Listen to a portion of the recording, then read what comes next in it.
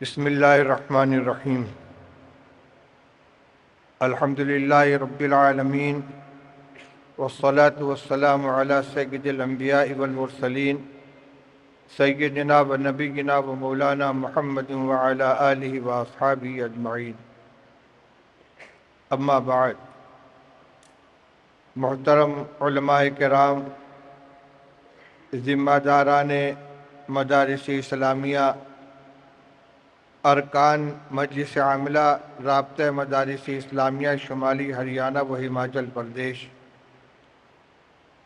آپ تمام حضرات کی یہاں تشریف آوری بڑی فکر مندی اور احساس ذمہ داری کے ساتھ ہوئی ہے۔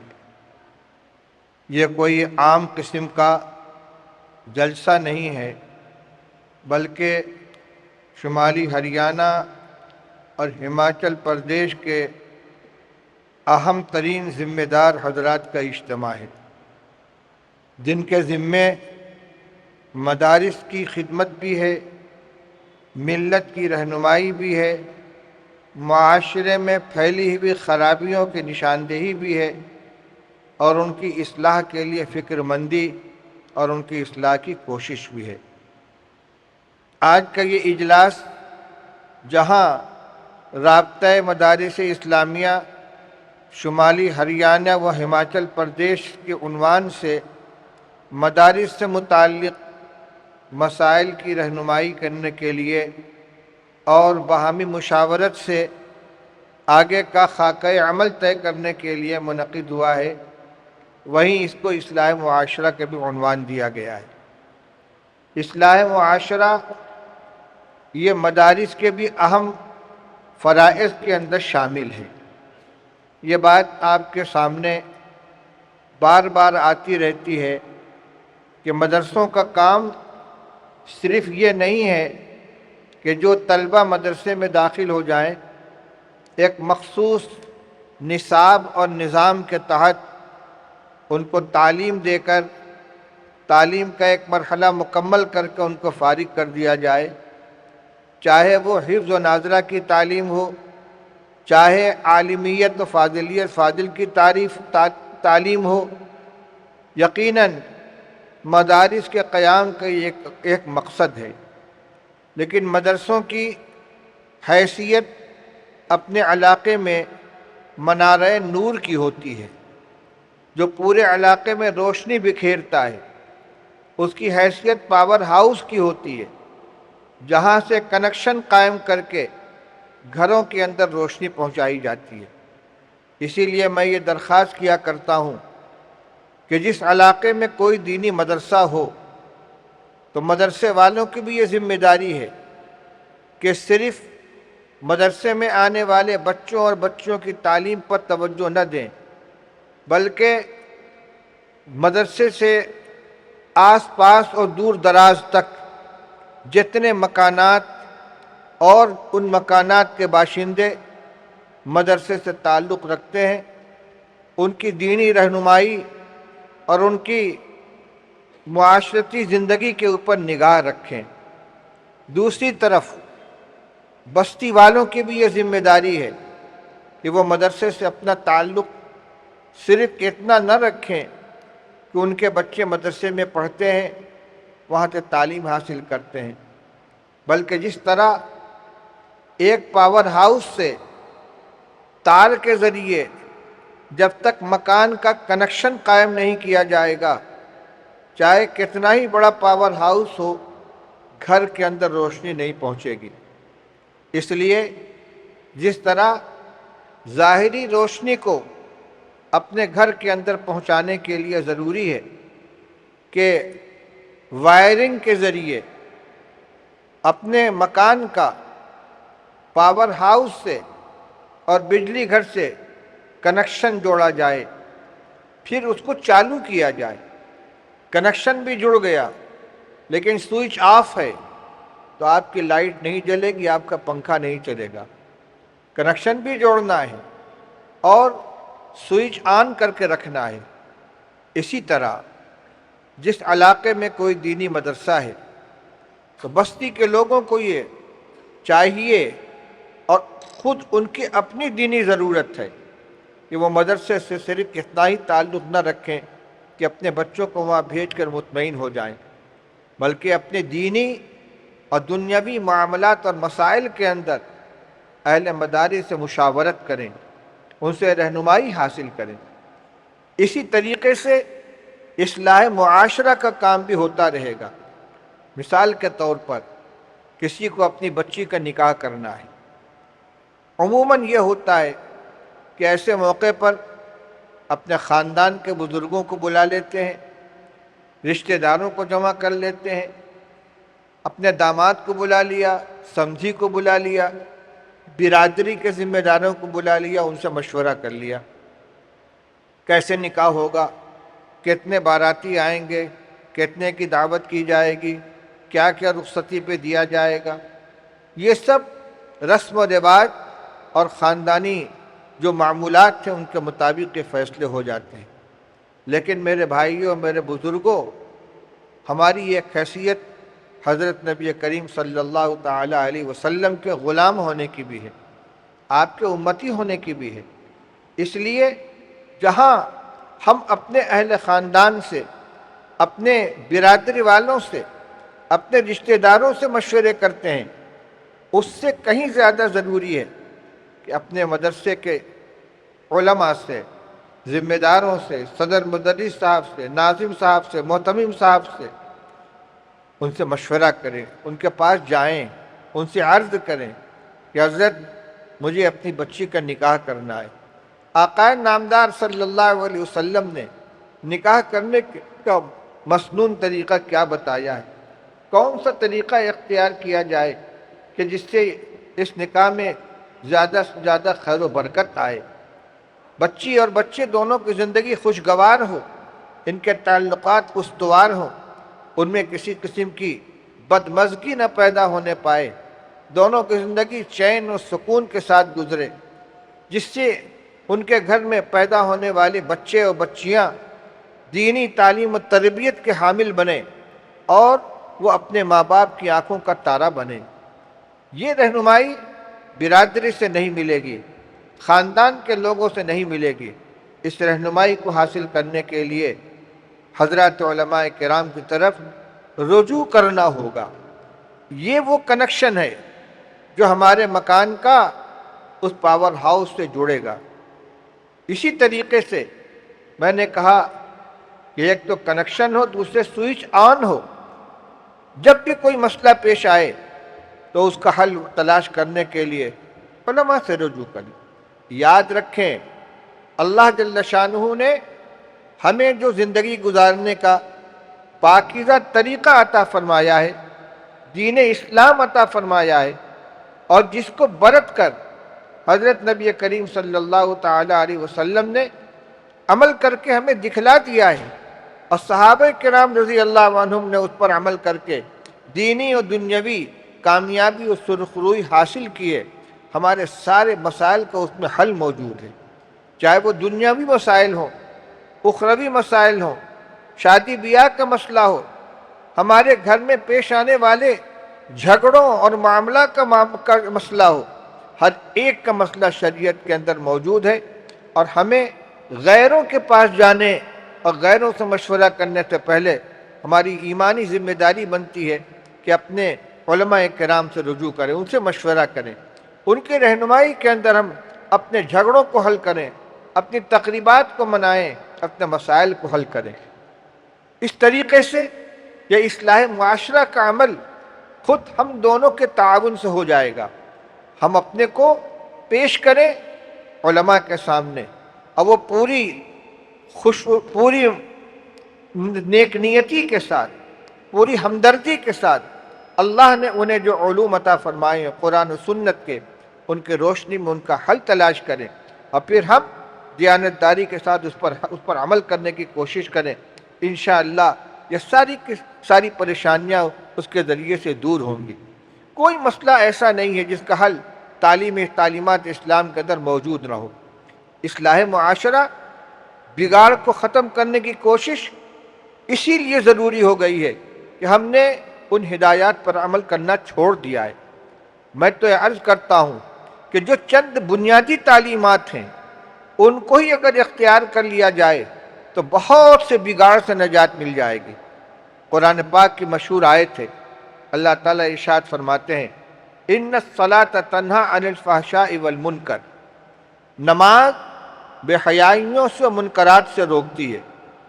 یہ کسی عالم کی بات نہیں ہے، کسی مولوی کا مقولہ نہیں ہے، کہ اللہ جل شانہ کا ارشاد ہے جن کے قبضے میں تمام انسانوں کے دل و دماغ ہیں، جدھر وہ چاہیں پھیر دیں۔ اللہ تعالیٰ یہ فیصلہ فرما رہے ہیں، ہدایت فرما رہے ہیں، اعلان فرما رہے ہیں کہ نماز بے حیائیوں سے روکتی ہے۔ آج ہمارے گھر میں بچے کہنا نہیں مانتے، غلط صحبت میں پڑے ہوئے ہیں، غلط عادتوں میں مبتلا ہیں، بچیاں بے راہ روی کا شکار ہیں۔ ہم انہیں سمجھانے کی کوشش کرتے ہیں، وہ مانتے نہیں ہیں۔ ذرا یہ نسخہ بھی آزما کے دیکھیں، سب سے زیادہ نماز کا پابند بنانے کی کوشش کریں، سارا زور اس کے اوپر صرف کر دیں کہ کوئی بچہ بے نمازی نہیں رہے گا۔ ہر نماز کے وقت تاکید کر کے اپنے ساتھ اس کو مسجد کے اندر لے جائیں، بچیوں کو گھر میں سارے کام چھوڑو، پہلے نماز پڑھو۔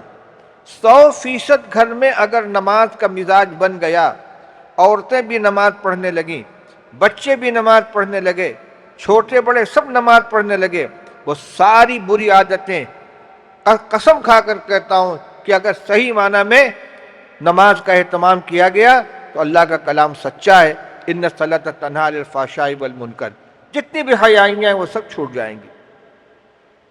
کیوں؟ اس لیے کہ نماز برائیوں سے روکتی ہے۔ حدیث میں واقعہ ہے، ایک صاحب نے رسول اللہ صلی اللہ علیہ وسلم سے عرض کیا، یا رسول اللہ فلاں آدمی نماز بھی پڑھتا، چوری بھی کرتا ہے۔ تو رسول اللہ صلی اللہ علیہ وسلم نے ارشاد فرمایا الا ان الصلاۃ ستنہا، اطمینان رکھو اس کی نماز اس کی چوری چھوڑا دے گی۔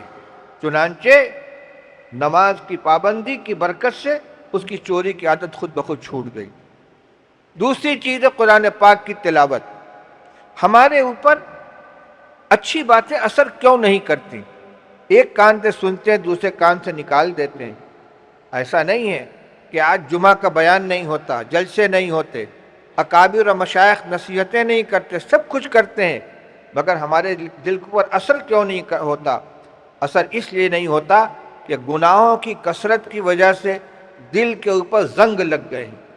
کلا بل ران علی قلوبہم، دلوں کے اوپر زنگ لگ گئے ہیں، اور دل پہ زنگ لگنے کا اثر یہ ہوتا ہے کہ نیکیوں کی رغبت ختم ہو جاتی ہے اور برائیوں کی نفرت مٹ جاتی ہے۔ مسلمان کا دل ایک آئینہ ہے۔ آئینے کا کام کیا ہوتا ہے؟ جیسی صورت اس کے سامنے لائی جائے گی وہ سچ بولے گا، خوبصورت چہرے کو خوبصورت بتائے گا اور بدصورت چہرے کو بدصورت بتائے گا۔ کہتے ہیں نا کہ وہ آئینہ جھوٹ نہیں بولتا، آئینہ سچ بولتا ہے۔ یہ دل آئینہ ہے، جب تک یہ صاف ہے، گناہوں کی وجہ سے دل کو داغدار نہیں کیا گیا ہے، گناہوں کے دھبے سے اس کو کالا نہیں کیا گیا ہے، تو کوئی بھی بات سامنے آئے گی دل فوراً گواہی دے گا یہ کام نہیں کرنا چاہیے اور یہ کام کرنا چاہیے۔ دل پر دھبے کیوں لگتے ہیں؟ ساری چیزیں حدیث میں موجود ہیں۔ اللہ کے رسول صلی اللہ علیہ وسلم نے ارشاد فرمایا کہ جب کوئی انسان کوئی گناہ کرتا ہے تو اس کے دل پر ایک سیاہ نقطہ لگ جاتا ہے۔ اگر توبہ و استغفار کر لے، اللہ سے معافی مانگ لے، ندامت کے آنسو بہا لے، وہ دھبا دھل جاتا ہے۔ اور اگر نہیں کرتا، دوسرا گناہ کرتا ہے، دوسرا دھبا لگ جاتا ہے، تیسرا دھبا لگ جاتا ہے، یہاں تک کہ پورا دل جو ہے وہ سیاہ ہو جاتا ہے، زنگ آلود ہو جاتا ہے۔ آپ نے کبھی دیکھا ہوگا برسات کے موسم میں پان والے کی دکان پہ جو آئینہ لگا ہوتا ہے، مکھیاں بیٹھ کے اسے پاخانہ کرتی ہیں۔ اتنا باریک باریک ہوتا ہے، لیکن اگر اس نے صاف نہیں کیا تو کچھ دنوں میں وہ پورا آئینہ مکھیوں کے پاخانے سے چھپ جاتا ہے، کالا ہو جاتا ہے۔ اب اس میں خوبصورت سے خوبصورت آدمی اس کے سامنے کھڑا ہوگا، اپنا چہرہ اس کو حسین نظر نہیں آئے گا، نہ اچھے چہرے کی اچھائی نظر آئے گی، نہ برے چہرے کی برائی نظر آئے گی۔ اسی طرح اگر گناہوں کی وجہ سے دل پہ سیاہ دھبے پڑ گئے ہیں تو اچھے اعمال کی اچھائی اور برے اعمال کی برائی محسوس نہیں ہوگی۔ اب اگر خدا نخواستہ گناہوں کی کثرت کی وجہ سے ہمارا دل زنگالود ہو چکا ہے تو ہم اس کو کیسے صاف کریں؟ حدیث پاک کے اندر علاج بیان کیا گیا۔ اللہ کے رسول صلی اللہ علیہ وسلم نے ارشاد فرمایا ان هذه القلوب تصدع كما يصدع الحديد اذا اصابه الماء قالوا كيف جلاؤها یا رسول اللہ قال کثرت ذکر الموت وتلاوت القرآن۔ آپ نے ارشاد فرمایا سنو، جس طرح پانی لگنے سے لوہے پہ زنگ لگ جاتا ہے، اسی طرح دلوں کے اوپر گناہوں کی وجہ سے زنگ لگ جاتا ہے۔ صحابہ رضی اللہ عنہم نے پوچھا ما جلاؤہا یا رسول اللہ، دل پر لگنے والے زنگ کو دور کیسے کیا جائے؟ اللہ تعالیٰ جزائے خیر عطا فرمائے۔ صحابہ کرام رضی اللہ تعالی عنہم کو ان کے سوالات کے ذریعے ہمارے کتنے مسائل حل ہوئے ہیں۔ ہمارے ذہنوں میں آج جو سوالات پیدا ہو رہے ہیں، صحابہ کرام رضی اللہ عنہم نے رسول اللہ صلی اللہ علیہ وسلم کے سامنے ان سوالات کو پیش کر کے ان کا حل معلوم کر لیا ہے۔ جب آپ نے فرمایا کہ لوہوں کی طرح سے دلوں پہ بھی زنگ لگ جاتا ہے تو صحابہ نے پوچھا ما جلاؤہا یا رسول اللہ، دل پہ لگنے والے زنگ کو دور کیسے کیا جائے؟ تو رسول اللہ صلی اللہ علیہ وسلم نے ارشاد فرمایا کثرت ذکر الموت و تلاوت القرآن۔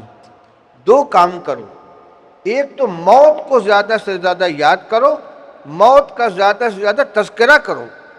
مرنے کا نام لینے سے ہم گھبراتے ہیں، موت کا ذکر کرنے سے ڈرتے ہیں، جبکہ موت ایک اٹل حقیقت ہے، ہر ایک کو مرنا ہے، ہر ایک کو اس مرحلے سے گزرنا ہے۔ ہم موت سے خوف کھاتے ہیں۔ کیوں خوف کھاتے ہیں؟ اس لیے کہ ہم نے مرنے کی تیاری نہیں کی ہے، ہم نے مرنے کے بعد والی زندگی کے لیے اپنے آپ کو تیار نہیں کیا ہے، اس لیے موت سے ڈرتے ہیں۔ اور رسول اللہ صلی اللہ علیہ وسلم فرماتے ہیں اکثروا ذکر حاتم اللذات الموت، لذتوں کو توڑ دینے والی چیز یعنی موت کو کثرت سے یاد کیا کرو۔ اس سے کیا ہوتا ہے؟ دنیا کی رغبت کم ہوتی ہے، آخرت کی فکر پیدا ہوتی ہے۔ تو جب صحابہ نے پوچھا کہ یا رسول اللہ دلوں پر لگنے والے زنگ کو دور کیسے کیا جائے، تو آپ نے دو باتیں ارشاد فرمائیں۔ ایک تو فرمایا کثرت ذکر الموت، موت کو کثرت سے یاد کرو، بار بار اس کا تذکرہ کرو۔ اور دوسرے نمبر پر تلاوت القرآن، قرآن پاک کی تلاوت کرو۔ یہ دل کے زنگ کو دور کرنے کا ذریعہ ہے۔ دل سینے کے اندر چھپا ہوا ہے اور اس پر لگنے والا زنگ کوئی ایسا نہیں ہے کہ جو اوپر سے حلق سے آپ برش داخل کر دیں اور اس کو رگڑ کے صاف کر دیں، وہ نظر آنے والا زنگ نہیں، وہ معنوی زنگ ہے۔ اس لیے اس کا علاج بھی معنوی ہے، عملی ہے، اور وہ کیا ہے؟ قرآن پاک کی تلاوت زیادہ سے زیادہ کرو اور موت کو کثرت سے یاد کرو، دل کا زنگ دور ہوگا۔ تو میں نے دو باتیں آپ کے سامنے عرض کی کہ گھروں میں نماز پنجگانہ کا ہر ایک کو عادی بنایا جائے، دوسرے قرآن پاک کی تلاوت سب کے اوپر لازم کر دی جائے۔ صبح اٹھنے کے بعد پہلے نماز پڑھو، اس کے بعد تلاوت کرو، پھر چائے پیئیں گے، ناشتہ کریں گے، کام میں جائیں گے، لیکن تلاوت ضروری ہے۔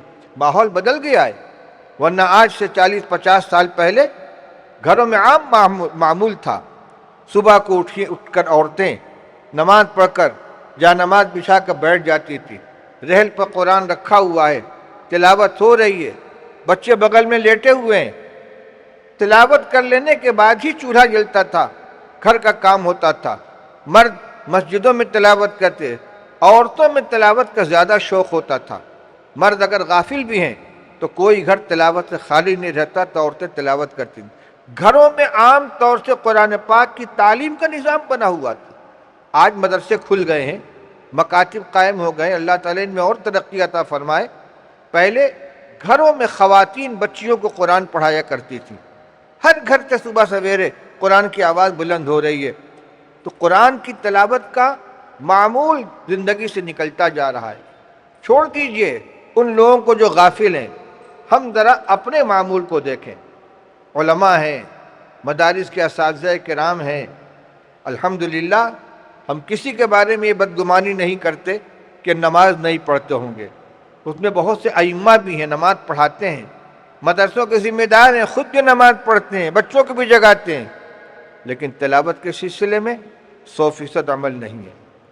کتنے لوگ ایسے ہیں کہ رمضان المبارک کے اندر کئی ختم کر لیتے ہیں، 4 ختم، 5 ختم، 6 ختم قرآن کر لیا، لیکن رمضان گزرنے کے بعد کئی مہینے گزر جاتے ہیں، قرآن بھی مکمل نہیں ہو پاتا، تلاوت کی طرف توجہ نہیں ہے۔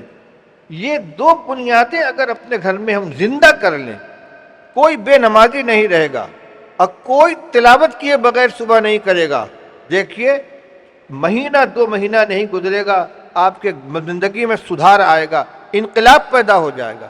جو بچے کہنا نہیں مانتے کہنا مانیں گے، جو غلط صحبت میں پڑے ہوئے ہیں وہ خود صحیح لائن کے اوپر آ جائیں گے۔ کیوں؟ اس لیے کہ اس کی تاثیر ہو کر رہے گی۔ یہ قرآن اثر کیے بغیر نہیں رہے گا، یہ نماز اثر کیے بغیر نہیں رہے گی۔ یہ نسخہ ہے خود اپنی ذات کے ذریعے اپنے گھر میں اصلاح کرنے کا۔ اصلاح معاشرہ کے اندر کہ جب تذکرہ کیا جاتا ہے تو عام طور سے موضوع صرف شادی بیاہ کی تقریبات ہوتی ہیں۔ اصلاح معاشرہ کا مطلب کیا ہے؟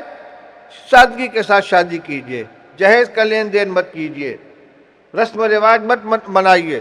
یقیناً یہ بھی اصلاح معاشرہ کا بہت اہم حصہ ہے، اس کو بھی ہونا چاہیے، لیکن شادی بیاہ تو ایک آدمی کی زندگی میں ایک بار ہوگی۔ گھر کے ذمہ دار ہیں، 2-4 بچے، ان کی شادیاں چند دنوں کے اندر ہو جائیں گی، لیکن جو روز مرہ کے ہمارے معمولات ہیں ان پر بھی تو نظر ہونی چاہیے۔ ہمارا لباس کیسا ہو، ہماری وضع قطع کیسی ہو، ہمارا رہن سہن کیسا ہو، ہماری کمائی کا طریقہ کیا ہے، سچ بولتے ہیں، امانتداری کے ساتھ معاملہ کرتے ہیں، جھوٹ تو نہیں بولتے، وعدہ خلافی تو نہیں کرتے، خیانت تو نہیں کرتے، گالی تو نہیں بکتے، پڑوسیوں کو تکلیف تو نہیں پہنچاتے، اپنی نگاہ کی زبان کی حفاظت کرتے کہ نہیں کرتے۔ ہر چیز معاشرے کے اندر اپنی زندگی گزارنے کے اجزاء کے اندر شامل ہے۔ اصلاح معاشرت کیا چیز ہے؟ معاشرت یہ عربی کا لفظ ہے، باب مفاعلت کا مصدر ہے۔ عشرت کے معنی زندگی گزارنا اور معاشرت کے معنی باہم زندگی گزارنا، یعنی جو ہمارے ایک دوسرے کے ساتھ تعلقات ہیں۔ باپ کا بیٹے کے ساتھ کیا سلوک ہے، بیٹا باپ کے ساتھ کیا معاملہ کرتا ہے، پڑوسی کے ساتھ کیسا تعلق رکھتا ہے، بھائی بہن کے تعلقات کیسے ہیں، آپ ملازم اور مالک کا معاملہ آپس میں کیسا ہے۔ یہ تمام کے تمام وہ معاملات جو 2 طرفہ ہیں، جو تعلقات 2 طرفہ ہیں، ان کے اندر ہمارا طور طریق کیا ہے، یہ ہے معاشرت۔ تو اصلاح معاشرہ میں ہمیں سب سے پہلے اپنے گھر کے اندر کی فکر کرنی چاہیے۔ ہم دوسروں کی اصلاح کی تو فکر کریں اور ہمارے اپنی اصلاح کی فکر نہ ہو، ایسی کوئی محنت کارگر نہیں ہو سکتی۔ میں جب حاضر ہو رہا تھا تو مولانا امتیاز صاحب اسی موضوع پہ گفتگو فرما رہے تھے کہ کسی بھی اصلاحی کوشش کے لیے ضروری ہے کہ ہم خود اس کا نمونہ بنیں، تب اس کے اندر تاثیر پیدا ہوتی ہے۔ آپ کو میں سناؤں قصہ۔ ایک زمانہ تھا جب ہندوؤں کی یہ خراب عادت مسلمانوں میں بھی آ گئی تھی کہ بیوہ کا نکاح نہیں ہوتا تھا۔ کسی عورت کے شوہر کا انتقال ہو گیا تو ہندوؤں کے یہاں تو عورت ستی ہو جاتی تھی، شوہر کے ساتھ چتا میں اس کو بھی جلا دیا جاتا تھا، لیکن مسلمانوں میں ستی تو نہیں ہوتی تھی، دفن تو نہیں کی جاتی تھی، مگر بیوہ کا نکاح نہیں ہوتا تھا۔ حضرت مولانا محمد قاسم صاحب نانوتوی، حضرت مولانا رشید احمد گنگوہی رحمہم اللہ، اور ان کے زمانے کے جو ہمارے دیگر اکابر تھے، انہوں نے تحریک نکاح بیوگاں چلائی۔ یہ جاہلیت والی رسم ختم ہونی چاہیے، بیوہ بھی زندگی گزارنے کا حق رکھتی ہے۔ ہم دیکھیں حضرت نبی کریم صلی اللہ علیہ وسلم نے یکے بعد دیگرے 11 نکاح فرمائے تھے، یہ آپ کی خصوصیت تھی۔ ان میں سے تنہا حضرت عائشہ صدیقہ رضی اللہ تعالی عنہ ایک ام المومنین ہے جو کنواری تھی اور ان سے نکاح ہوا ہے۔ باقی جتنی ازواج رسول اللہ صلی اللہ علیہ وسلم کی یا تو مطلقہ تھیں یا بیوہ تھیں۔ سب سے پہلا جو نکاح آپ نے کیا ہے حضرت خدیجہ رضی اللہ تعالیٰ عنہا سے، وہ بیوہ تھیں، تو حضور کی سنت تھی یہ، صحابہ کی سنت تھی یہ، تو بیوہ کے نکاح کی تحریک چلائی گئی، لیکن چونکہ غیر مسلموں کی عادت معاشرے کے اندر پھیلی ہوئی تھی، لوگوں کو اس کو قبول کرنے میں بڑی دقت ہوتی تھی۔ ایک مرتبہ حضرت مولانا محمد قاسم صاحب نانوتوی رحمۃ اللہ علیہ مسجد میں کھڑے ہو کر اسی موضوع پر گفتگو فرما رہے تھے اور بیوہ کی نکاح کی فضیلت اور نکاح نہ کرنے کی قباحت بیان کر رہے تھے۔ اتنے میں مجمع سے ایک آدمی اٹھا، کہا مولوی جی آپ سے ایک بات کہنی ہے۔ حضرت سمجھ گئے، بہت ہوشیار سمجھدار تھے، فرمایا بیٹھ جاؤ، بیٹھا دیا۔ اس کے بعد مجمع سے کہا آپ حضرات تشریف رکھیں، مجھے ایک ضرورت پیش آ گئی ہے، ابھی میں آتا ہوں، اپنی بات پوری کروں گا۔ وہاں سے لوٹے، گھر پہنچے، ایک ان کی بوڑھی بہن بیوہ جن کی عمر کافی ہو چکی تھی، ان کے شوہر کا انتقال ہو گیا تھا، ان کے پاس جا کر کہا آپا آپ نکاح کر لیجیے۔ لیکن پاگل ہو گئے ہو، میں بوڑھی اس عمر کے اندر نکاح کروں گی اور مجھ سے کون نکاح کرے گا؟ کہ اس کی فکر آپ مت کیجیے، آپ صرف اجازت دے دیجیے، آپ اگر نکاح کر لیں گی تو آقا صلی اللہ علیہ وسلم کی شریعت کی سنت زندہ ہو جائے گی، کہ میں اس کے لیے تیار ہوں۔ فوراً حضرت اٹھے اور اپنے ایک دوست کے پاس گئے جن کی بیوی کا انتقال ہو گیا تھا، وہ بھی سن رسیدہ تھے، ان سے کہا آپ میری بہن سے نکاح کر لیجیے۔ ان کے لیے بہت بڑی نعمت تھی کہ وہ تیار ہے، کہ بالکل تیار ہے۔ دو گواہوں کو لے کر آئے، گھر پر نکاح کیا۔ ان ساری کارروائی کے اندر بمشکل 10 منٹ خرچ ہوئے۔ اس کے بعد مسجد میں تشریف لے گئے، جا کر کھڑے ہوئے، کہاں بھائی وہ کون صاحب تھے، کیا کہنا چاہتے تھے؟ تو مجمع میں سے ایک آدمی کھڑا ہوا، اس نے کہا مولوی جی تمہارے گھر میں تمہاری بیوہ بہن بیٹھی ہوئی ہے، پہلے اس کا نکاح کرو پھر آ کے ہم سے کہو۔ حضرت نے فرمایا الحمدللہ میں وہی عمل کر کے آ رہا ہوں، اور بہنوئی کو لے کر گئے تھے، ان کے ساتھ میری ہمشیرہ کا نکاح ہوا ہے۔ عمل کر کے دکھلائیں، جس چیز کی دعوت دیں پہلے اس پر عمل کریں، جس کام کے لیے دوسروں سے کہیں اس کا عملی نمونہ بنے، انشاءاللہ تاثیر ہوگی۔ واعظین و مبلغین کے لیے اپنی زندگی کو بھی نمونہ بنانا چاہیے۔ قرآن پاک کے اندر اس پر تنبیہ کی گئی ہے، لِمَ تَقُولُونَ مَا لَا تَفْعَلُونَ، جو کام کرتے نہیں اس کو کہتے کیوں ہو؟ لیکن ایک بات یہ بھی بتلا دوں، حضرت مولانا اشرف علی صاحب تھانوی رحمۃ اللہ علیہ نے بیان القرآن میں اس آیت کی تفسیر کرتے ہوئے ایک جملہ ارشاد فرمایا کہ اللہ تعالیٰ جو فرماتے لِمَ تَقُولُونَ مَا لَا تَفْعَلُونَ، کیوں کہتے ہو وہ بات جو تم کرتے نہیں، اس کا یہ مطلب نہیں ہے کہ بے عمل کو واعظ نہیں ہونا چاہیے، بلکہ اس کا مطلب یہ کہ واعظ کو بے عمل نہیں ہونا چاہیے۔ علماء تو سمجھ گئے، سب کو سمجھاؤں؟ حضرت تھانوی فرماتے ہیں اس آیت کا یہ مقصد نہیں ہے کہ بے عمل کو واعظ نہیں ہونا چاہیے، یعنی قرآن یہ نہیں کہہ رہا ہے کہ جب تک 100% عمل نہ ہو جائے کسی اچھی بات کی تلقین نہیں کر سکتے، بلکہ اس آیت کا مقصد یہ ہے کہ اللہ نے تم کو کچھ کہنے کی توفیق عطا فرمائی ہے تو عمل بھی کرو۔ واعظ بنے ہو تو بعمل واعظ بنو، بے عمل واعظ مت بنو۔ اس لیے تاثیر اسی وقت پیدا ہوگی جب آدمی خود بھی عمل کرے۔ تو اصلاح معاشرہ کا عمل بہت وسیع عمل ہے، زندگی کے ہر گوشے میں اصلاح کی ضرورت ہے۔ تن ہم داغ داغ شد پنبا کجا کجا نہ ہم، اپنے ذاتی معاملات ہیں، خرید و فروخت ہے، تجارت ہے، گھریلو رہن سہن ہے، لباس ہے، اور بھائی آج کل تو مسئلہ عمل اور معاملے سے آگے بڑھ کر ایمانیات تک جا پہنچا ہے۔ فتنے پھیل رہے ہیں، شکیل بن حنیف کا فتنہ ہے جو اپنے آپ کو حضرت عیسیٰ اور حضرت مہدی ہونے کا دعویٰ کرتا ہے، اور بڑی تعداد میں نوجوان اس کے اوپر ایمان لا رہے ہیں، اور جو شکیل بن حنیف کو مہدی اور مسیح مانے گا وہ ایمان سے خارج ہے۔ دارالعلوم دیوبند کا مدارس کا فتویٰ آ چکا ہے، ہر علاقے میں ان کی محنت چل رہی ہے۔ اسی طرح ہماری بچیاں جو اسکولوں میں پڑھ رہی ہیں، کالجوں میں پڑھ رہی ہیں، غیر مسلم نوجوانوں کے ساتھ ان کے تعلقات ہیں، موبائل کے ذریعے ان سے روابط ہیں، میسج آ رہے ہیں، جا رہے ہیں، تعلقات پیدا ہو رہے ہیں۔ ہزاروں ہزار لڑکیاں مسلمانوں کی غیر مسلموں کے ساتھ چلی گئی ہیں۔ اصلاح معاشرہ کا یہ بھی اہم حصہ ہے۔ ہم بیدار رہیں، آنکھ کھول کر رکھیں، اپنے اطراف میں دیکھیں کہ اگر خدا نخواستہ کوئی شخص غیروں کا نشانہ بن رہا ہے اور فتنے میں مبتلا ہو رہا ہے تو مدرسے والوں کی اور علماء کی یہ ذمہ داری ہے کہ وہ اس پر قدغن لگانے کی کوشش کریں اور راہ راست پر لانے کی کوشش کریں۔ میں مبارکباد دیتا ہوں مولانا علی حسن صاحب کو، صدر رابطہ مدارس اسلامیہ صوبہ شمالی ہریانہ اور ہماچل پردیش کو۔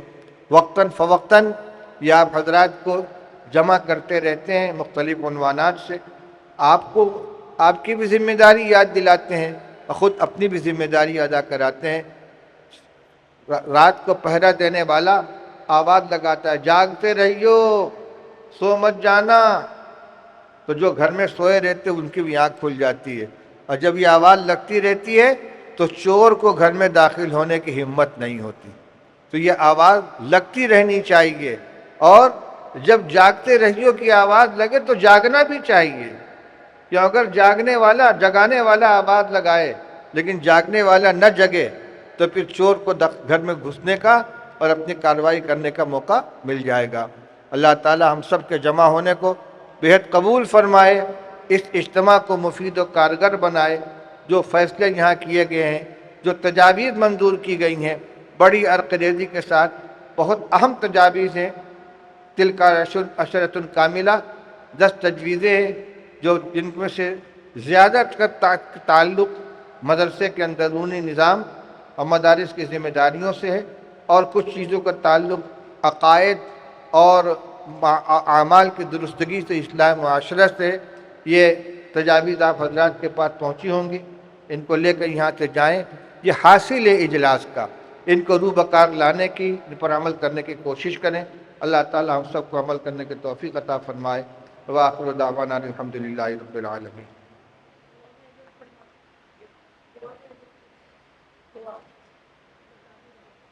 دعا فرما لے بھائی، اللہ تعالی ہم سب کے جمع ہونے کو قبول فرمائے۔ ربنا آتنا فی الدنیا حسنۃ وفی الآخرۃ حسنۃ وقنا عذاب النار۔ ربنا لا تجعلنا فتنة للقوم الظالمين ونجنا برحمتك من القوم الكافرين۔ اللهم إنا نسألك الهدى والتقى والعفاف والغنى۔ اللهم أصلح لنا ديننا الذي هو عصمة أمرنا، وأصلح لنا دنيانا التي فيها معاشنا، وأصلح لنا آخرتنا التي فيها معادنا۔ اے اللہ ہم سب کے جمع ہونے کو قبول فرما۔